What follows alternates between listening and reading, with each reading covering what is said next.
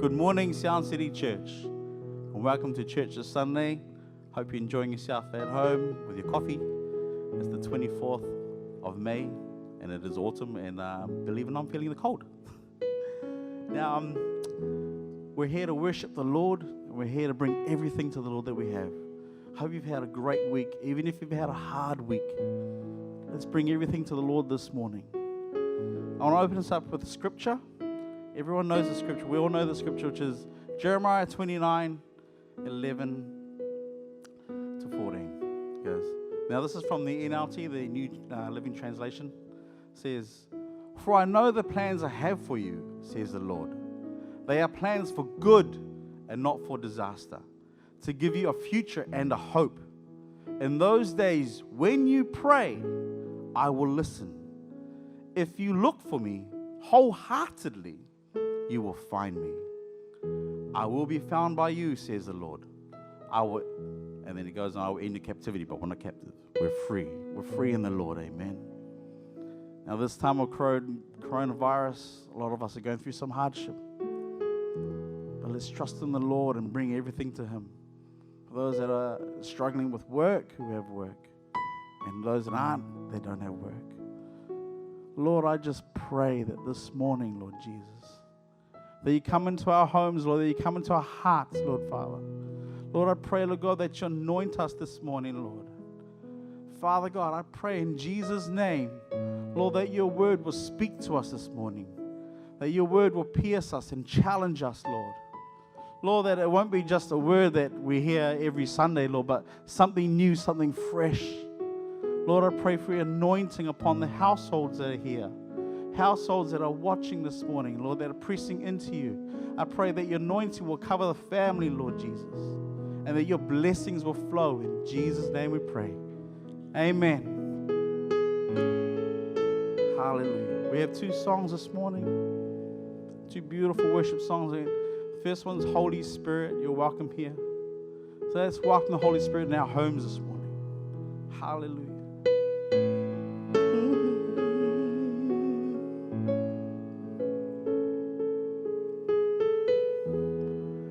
There's nothing worth more that could ever come close.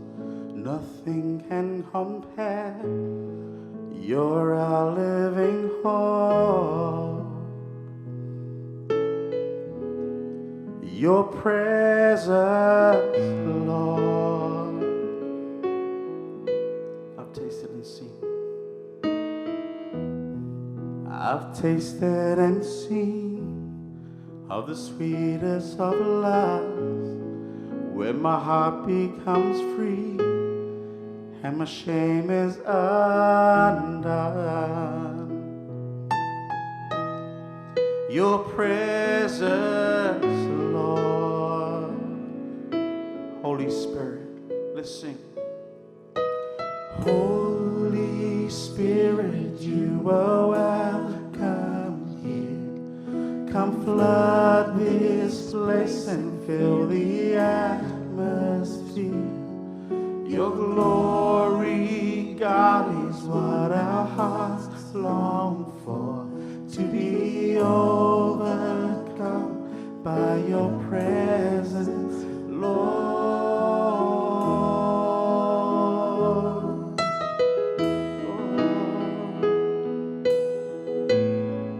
Let's go from the top. There's nothing. Let's sing. There's nothing worth more that will ever come close. Nothing can compare. You're our living hope. Your presence, Lord. I've tasted and seen. I've tasted and seen of the sweetest of loves, where my heart becomes free and my shame is undone. Your presence, Lord. Holy Spirit, hallelujah. Say, oh. are welcome here. Come flood this place and fill the atmosphere. Your glory, God, is what our hearts long for, to be overcome by your presence, Lord. Holy Spirit, you are welcome here. Come flood this place and fill the atmosphere. Your glory, God, is what our hearts long for, to be overcome by your presence, Lord.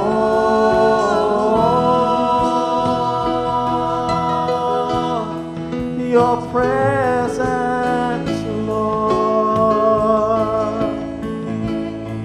Your presence, Lord. Hallelujah. Your presence, Lord. Hallelujah. Worthy. Your presence, Lord.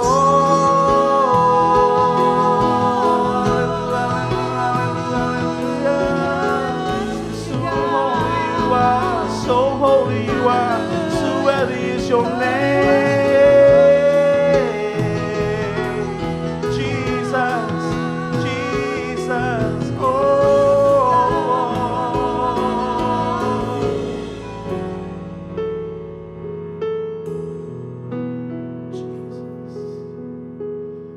Lord, you're so holy, you're so wonderful, so magnificent you are, oh God. Oh, fill us this morning, Lord. Oh, let us become more aware of your presence in our homes, Lord. Lord, amongst our friends, Lord, let us become more aware of you, Lord. Jesus, holy you are, oh God.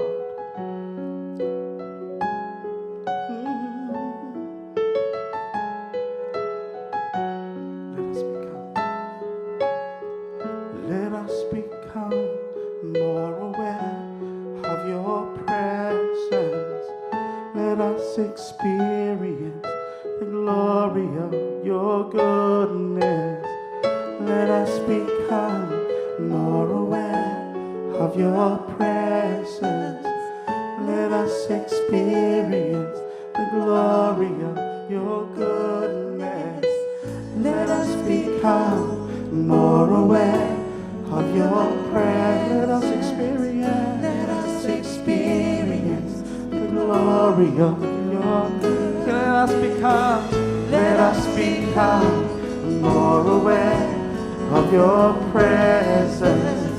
Let us experience the glory of your. Let us become more aware of your presence. Let us experience the glory of your goodness, Lord.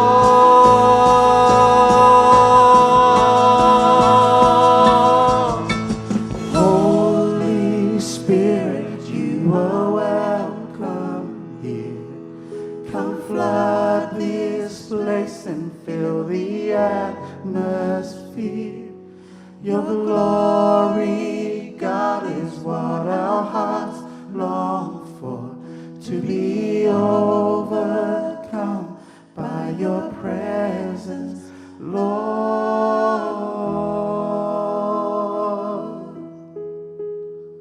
Your presence, oh Lord. Your presence, Lord.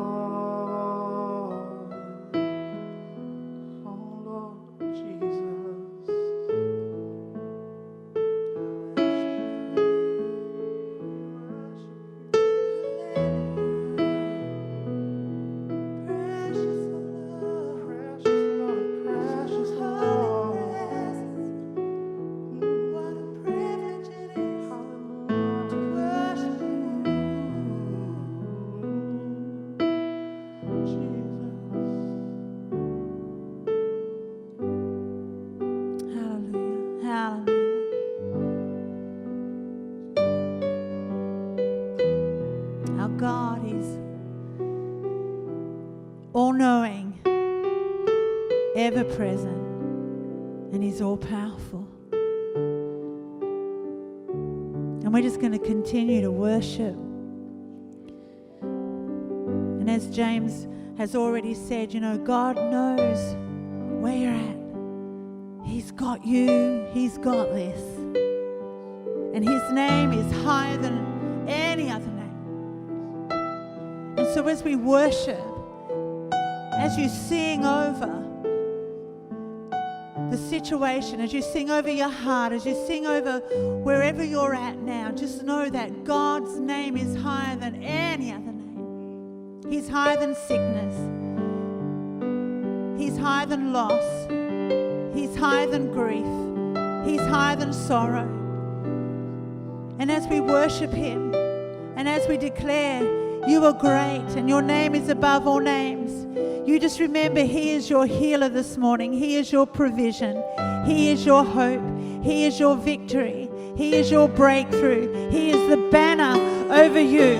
He is your God. He is before you. He is behind you. He is beside you, and He is within you. So come on, wherever you are, let's declare He is great. He is our God. He is greater. Let's enthrone Him over every part of your world this morning. Hallelujah. Come on, right where you are, lift Him up. Declare, you alone are worthy. You alone are glorified. You alone are God. And we honor you. We honor you this morning in this place where we're at. Hallelujah. Hallelujah. Let's sing. The splendor of the King, clothed in majesty. Let all the earth rejoice. Let all the earth rejoice. He wraps Himself in light, and darkness tries to hide, and trembles at His voice, trembles at His voice. How great is our God? Sing with me, how great is our God, and all will see how great is our God.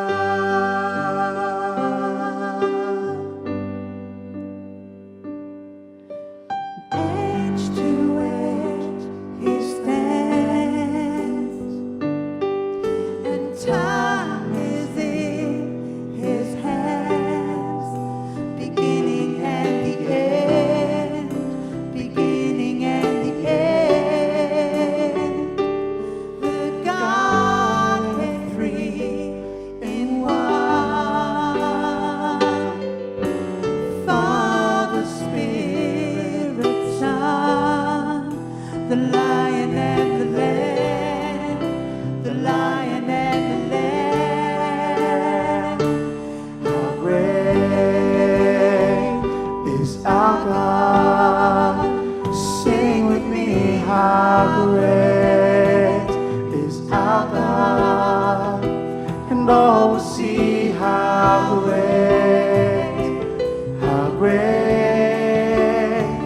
is our God. Yeah, come on, let's declare it where you're at. How great is our God? Sing with me, how great is our God, and all will see how great is our God. Come on, let's declare, He's the name. He's a name above all names. You are worthy of all praise, and my heart will sing how great is our God.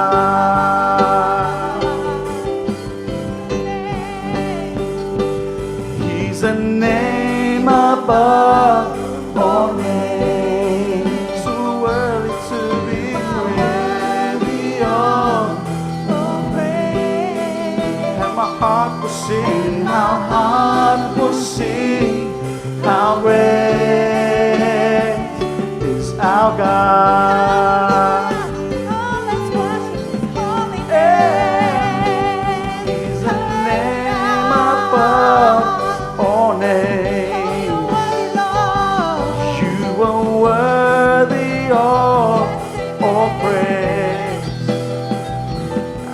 My heart will sing, how great is our God. He's a name above all names, so worthy to be praised, worthy of all praise. And my heart will say, yes, we will sing, how great is our God. And then sings my soul, my Savior God, to thee. How great thou art, and how great thou art. Yeah, then sings my soul, my Savior God, to thee. How great thou art. Hallelujah, Lord. And how great thou art. Then sings my soul, and sings my soul, my Savior God, to thee. Oh Lord, and how great thou art, and how great thou art. Then sings my soul. Let's lift here. Then sings my soul, my Savior God, to thee. How great thou art, how great thou art, and how great thou art. He's a name above all names.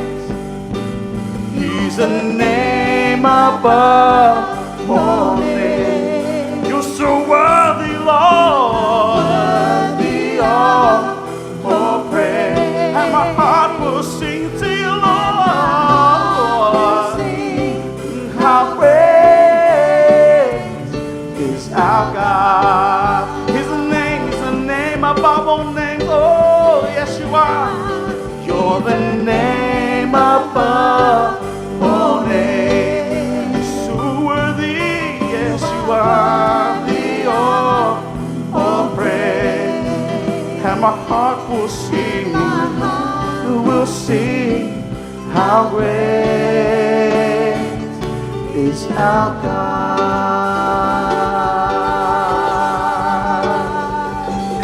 Hallelujah. Amen. Thank you, Lord. Thank you, Lord. You are great and you are mighty, and we honor you. Be glorified in every heart. In Jesus' name, amen and amen.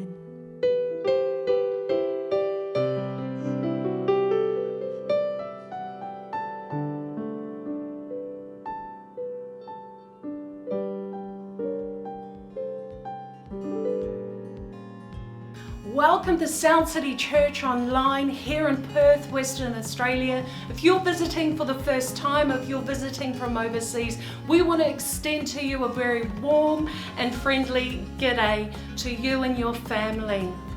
Church, we are so excited. After 10 weeks of rigid COVID-19 restrictions, we can now see a light at the end of the tunnel. Active cases are down, recoveries are up, restrictions have loosened. We praise God for His mercy, His grace, and His protection over this nation. We want to encourage you to start stirring up in your spirit to prepare yourselves to meet, connect, and fellowship again as a church. As a church, we'll be planning our roadway back into a thriving, growing church, meeting regularly and breaking bread together. But for now, why not join us on a Zoom Connect every fortnight? We have Women's Connect Wednesdays 12 p.m, Zoom Prayer Connect Friday 6 p.m, and Men's Connect Saturdays 8 a.m. Go to our website and click onto our Zoom check-in. We are so excited. Our Sound City Youth is back every Friday at 6:30 p.m. Because of the restrictions, we can only have 20 people, including leaders. So please register. Give Laura a ring. Let her know if your children want to come. Our prayer for you today is that you encounter God, that Christ be revealed to you, that you allow the Word of God to wash over you today. So get comfortable, take off your shoes, come join us, come be inspired, and come be encouraged by the living Word of God.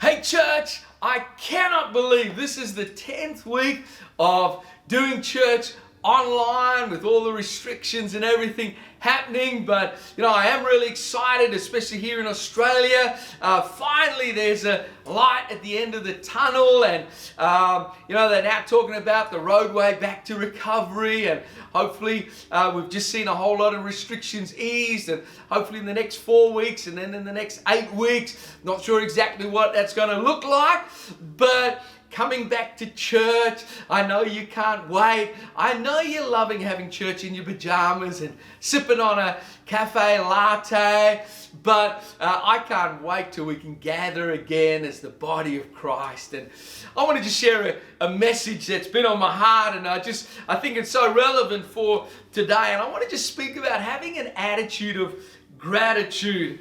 Paul says in Philippians chapter 4 verse 6, he says, don't be anxious about anything, but in everything by prayer and petition with thanksgiving, present your requests to God. And the peace of God, which transcends all understanding, will guard your heart and mind in Christ Jesus. I know I've said this over the time, but I found it interesting when the COVID-19 pandemic struck, there seemed to be just this wave of fear that went right across the world. And I think initially because of the uncertainty of not knowing the effects it would exactly have, how it was going to affect people's health, how it was going to affect people's livelihood, how it was going to affect the economy. And the media was painting quite a grim picture. And, just all of a sudden, naturally, people became extremely anxious. I love hindsight, and it's wonderful in hindsight to be able to look back 10 weeks later, and there does seem to be a light at the end of the tunnel. And especially here in WA, I think we've only got 3 corona cases left. We've seen a whole lot of people recovered. Things are slowly getting back on track, and we seem to be on the road to recovery. And I really am excited about the possibility of doing church together. The COVID-19 restrictions, it certainly was a speed bump. It was a detour, but I'm glad we're back on the roadway. We're back on the pathway to recovery, especially here in Perth. And, I understand it's so easy to become anxious when you're faced with a challenge, when you're faced with circumstances, especially when you feel like something's just taken you off track, something's got you on a whole different track. I love this verse, and Paul really says, hey, don't be anxious about anything, but in everything by prayer and petition with thanksgiving, present your requests unto God. I heard somebody once say that, often as Australians, we keep seeming to adopt some of the American celebrations and all of that. And someone said, I wish out of all the celebrations, I wish we had not adopted Halloween, but I wish that we had adopted Thanksgiving. I love the idea that a country takes time, nationally, takes time out to give thanks for what they have. Paul says in everything, in every situation, in every circumstance, we need to learn to be thankful. I think one of the best practices that we can adopt into our line is learning to have a continual, in everything, attitude of gratitude. Dr. Caroline Leaf, who's a Christian neuroscientist, she said gratitude is essential to success in life. If you can't appreciate what you have to be thankful for right now, it's harder to achieve what you desire in the future. She said that if you'll begin to meditate on 3 things that you're grateful for on a daily basis, you can actually reprogram your mind. You can reprogram the way you think from out of anxiety, out of fear, out of stress, and into a clearer mindset. I love it that Paul came up with the same notion long before Caroline did. He said in Philippians 4:8, he says, finally, brothers, finally, sisters, whatever is true, whatever is noble, whatever is right, whatever is pure, whatever is lovely, whatever is admirable, if anything is excellent or praiseworthy, think about such things. The last thing that we need, especially at this time, is Christians with stinking thinking. I've discovered you can't have a positive outcome if you have a negative mindset. You can't have a prosperous outcome if you've got a poverty mentality. Paul says, don't be anxious about anything, but in everything, by prayer and petition, with thanksgiving. I think Paul understood the natural default of most people, of human nature. Usually when things go wrong, our natural instinct is to whinge and to whine. As Christians, it's often to plead and to beg God to fix things. We need to learn to be able to come, Paul says, to God with a grateful heart, a thankful heart. Sometimes we get so consumed about what we don't have that we fail to learn to be grateful for the things that we do have. That word thankful, thanksgiving or thankfulness, it literally means simply to have an attitude of gratitude. Turn to the person next to you, if there's someone next to you, and say, hey, we need to have an attitude of gratitude. Paul says that when you make your prayers, when you make your petitions to God, we need to do it out of an attitude of gratitude. Thanking Him, number one, for what you have. But start thanking Him for what you're about to get. Start thanking Him for what you're believing for. Father, I thank You for Your provision. I thank You for Your supernatural supply. I thank You for that new job You've got on the horizon. I thank You for good health. I thank You for a great family. A thankful heart operates out of a heart of faith. And it really comes from a confidence in knowing God and what God is able to do. Hebrews 11:1 says, now faith is being sure of what we hope for, certain of what we do not see. Hope is that confident expectation of good. I've always got to have a chuckle to myself and a laugh to myself. I meet so many Christians, it's almost like, we're believing for the best, but planning for the worst. I'm not quite sure how you do that physically. How do you believe for the best but plan for the worst? But a thankful heart focuses on God and His Word, not the circumstances that they're facing. 1 John chapter 5 verse 14 says this is the confidence we have in approaching God. That if we ask anything according to his will, he hears us. Verse 15, he says, and if we know that he hears us, whatever we ask, we know that we have what we ask of him. Can I ask you this morning, do you have that confidence? That when you pray and you're believing according to the word, you just know if God said it, we can believe it. We can trust him. We can allow that confidence of faith to build. And I always remember when I was a young Christian, I always thought the more I pleaded and the more I begged, I often thought the louder I prayed, the more I shouted, that the more I would get God's attention, the more God would hear me and the more God would answer me. But you know, when I discovered this verse, I realized it's not about in the intensity of our prayers, but it's in the knowing of the will of God. And all we've got to do is come in line with the will of God and then begin to thank God for his will. Thank God for his plans. I know the plans I have for you, says the Lord. Plans to prosper you, not to harm you. Plans to give you a hope and to give you a future. See, when you understand God's will and you know God's will, you can begin to pray with a thankful heart. A thankful heart will focus on who God is, not the circumstances they're facing. A thankful heart will focus on the promises of God, not the problems that they are facing. Do you know, right through the Old Testament, God revealed his character and he revealed his nature by revealing his different names. And most of these came at a time of crisis in people's lives. God would reveal who he was. Jehovah Rapha, the Lord my healer. Jehovah Jireh, the Lord my provider. Jehovah Ra, the Lord my shepherd. Jehovah Shammah, the Lord is present.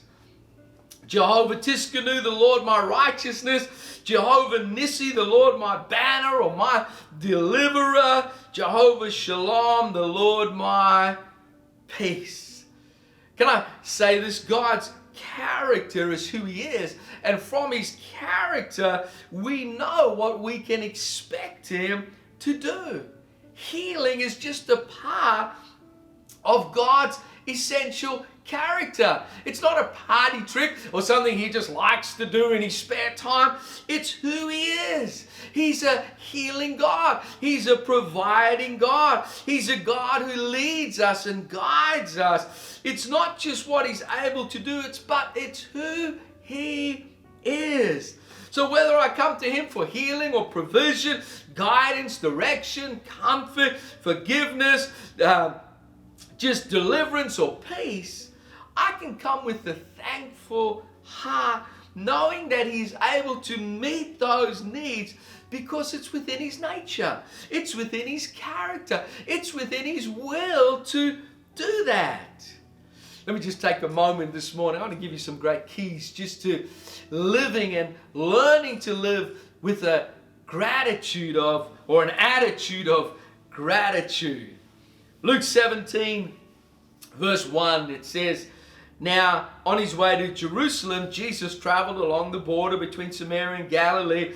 And as he was going into the village, 10 men who had leprosy met him, and they stood at a distance, and they cried out in a loud voice, Jesus, Master, have pity on us. Now, I've never personally seen or experienced anybody with leprosy up close to them, but you know, I can just imagine it's equivalent to our modern day cancer that can just eat at the flesh and destroy the body. In Luke 17:40, he says, and when he saw them, he said to them, go show yourselves to the priest. And as they went, they were cleansed. The Young Literal Translation says, in their going, they were cleansed. I love it. So many of the miracles of Jesus demanded, or Jesus wanted them to have some sort of faith, some sort of action connected to their faith. And as they went and did it, something happened, as they were going, their leprosy suddenly started disappearing. And I could imagine for most of us, that would be enough of a miracle. That'd be enough to want to jump up and go, yippee-yay, to see this debilitating disease that had destroyed their life, just disappearing before their eyes. And although Jesus cleansed them, and the power of God would have stopped the disease in its tracks, the effects of that leprosy still remained. They had been cleansed, but they still carried the scars of the debilitating disease. It would be like someone who's had cancer and it's just eaten at the body and it's destroyed parts of the body, but then they go into remission, but they still carry the scars of the cancer in their life. The Bible says for 9 out of the 10 lepers, that was enough. They were happy. They were probably overjoyed. They possibly hadn't had contact with their family, with their friends. They had been cast out of society, and they just were overwhelmed. They just probably wanted to get back and go, wow, look at me, I'm healed. But it says in Luke 17:15, and I love this, one of them, when he saw he was healed, he came back praising God in a loud voice. Verse 16, he threw himself at Jesus' feet and thanked him. And it puts this little side note, and he was a Samaritan. The others were all Jews, but he was a Samaritan. 9 of the lepers, they just took off and they went to tell their family and friends, but one chose to return to Jesus and be thankful and praise God and began thanking him for what he had done. He chose to come and fall at the feet of Jesus and give thanks. Do you know that one guy, that Samaritan, he was a guy who had an attitude of gratitude. And that attitude of gratitude caused him to come and glorify God. Can I ask you today, have you got an attitude of gratitude? Is it something that you believe in God for? Is it something that God's done? I love it. It says when he realized that he praised God with a loud voice. Can I encourage you right where you are at home right now? I don't care if you're in the middle of the mall, if you're in bed in your PJs, wherever you are, in your lounge room sipping on a cafe latte. How about right now? Just give a shout of praise as loud as you can. Wouldn't it be great if we could hear the echoes all over Perth today? With a loud voice, he praised God. He was vocal about his thanks to God. And you know, something miraculous, even more miraculous, happened as this guy began to praise God, as he began to glorify God, as he began to give God thanks. Luke 17:17 says, Jesus asked, were not all 10 cleansed? Where are the other 9? No one was found to return and give praise to God except for this foreigner. Then he said to him, rise and go, your faith has made you well. The King James says, and he said, arise and go your way, your faith has made you whole. Do you know, as he began to praise, as he began to practice an attitude of gratitude to God, Jesus said, your faith has made you whole. I want you to catch 2 things this morning. Jesus, number 1, counted his thankfulness and his praise as an act of faith. 9 got cleansed, but 1 got made whole. The word cleansed means cured, purged of the disease. But the word whole, it comes from the same Greek word sozo, where we get the word saved.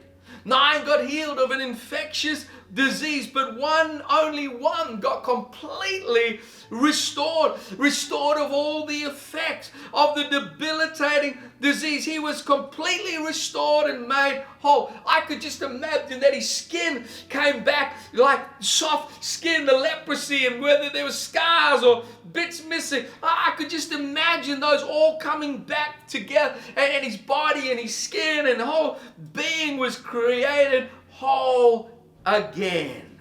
Some of you would know I have a 9-year-old grandson now, and he often comes and sleeps the night, and usually when he sleeps, it's his choice of movies, and so he picks a movie. But over time, I've been subtly enticing him to start watching some of these car restoration shows like Gotham Garage and Rust Valley, and some of those where they take these rust buckets and just these old junky cars that are beat up and smashed up, and half the parts are missing, and they're just lying in a yard somewhere, and they bring them into the workshop and they restore them back to their former glory. Can I tell you, there's a big difference between being cleansed and being made whole. The minute you invited Jesus into your life, the Bible says that the precious blood of Jesus cleansed us of past sin, of all the things that we had done in the past. When we get saved, we're cleansed by the precious blood of Jesus. But how many of you know we can still carry the effects of the past? We can still carry the scars of the past, the hurts of the past, the effects of past sin, the disappointments of the past. We still carry the effects of the bondages and the addictions that we once had or we once practiced. When we get healed, we can still, or when we get saved, we can still carry the consequences of the damages of the skin, of the sickness and disease. But I want you to know this morning that Jesus wants to do far more than just cleanse you. He wants to make you whole. This is why we can present our requests to God with a thankful heart, because something powerful happens as we learn to have an attitude of gratitude. Just like in the story with the one leper, I still believe God sees our thanksgiving as an act of faith. The more we learn to cultivate an attitude of gratitude, the more it causes our faith to grow.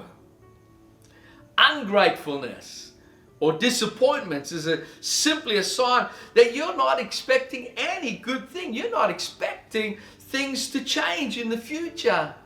9 experienced a miracle, but the one who had a heart of thanksgiving experienced God's best, and he was made whole.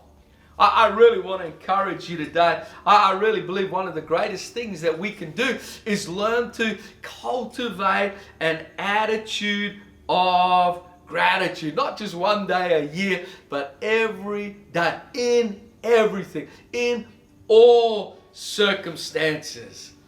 1 Thessalonians 5:16, it says, "Be joyful always, pray continually, give thanks in all circumstance, for this is God's will for you in Christ Jesus." If you're ever unsure about God's will for your life, it's that you would learn to give thanks in all circumstances.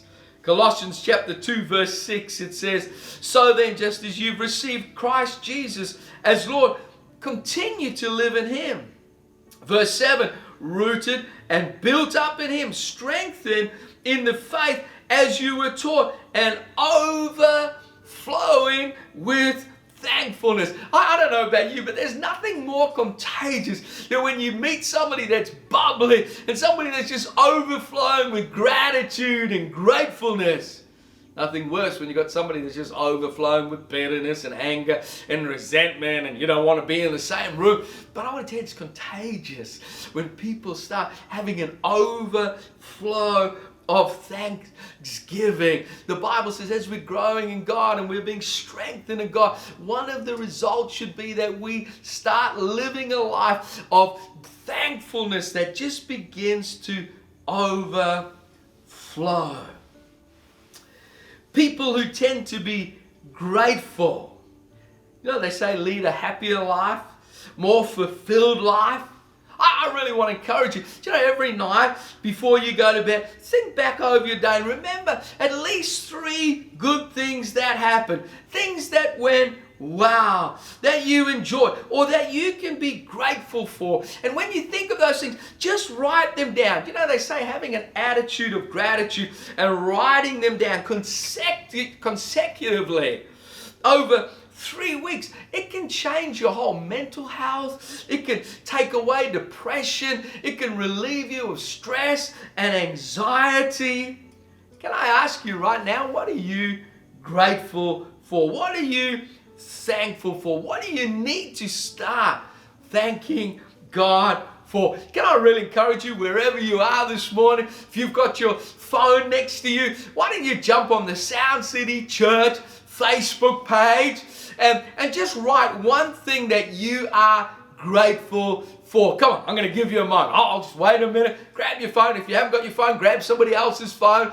Grab their iPad or whatever you can. And just go to Sound City Church Facebook and just write one thing that you are grateful for.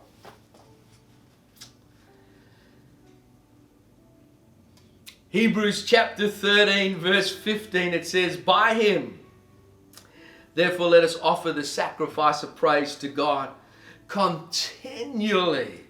That is the fruit of our lips, giving thanks to his name.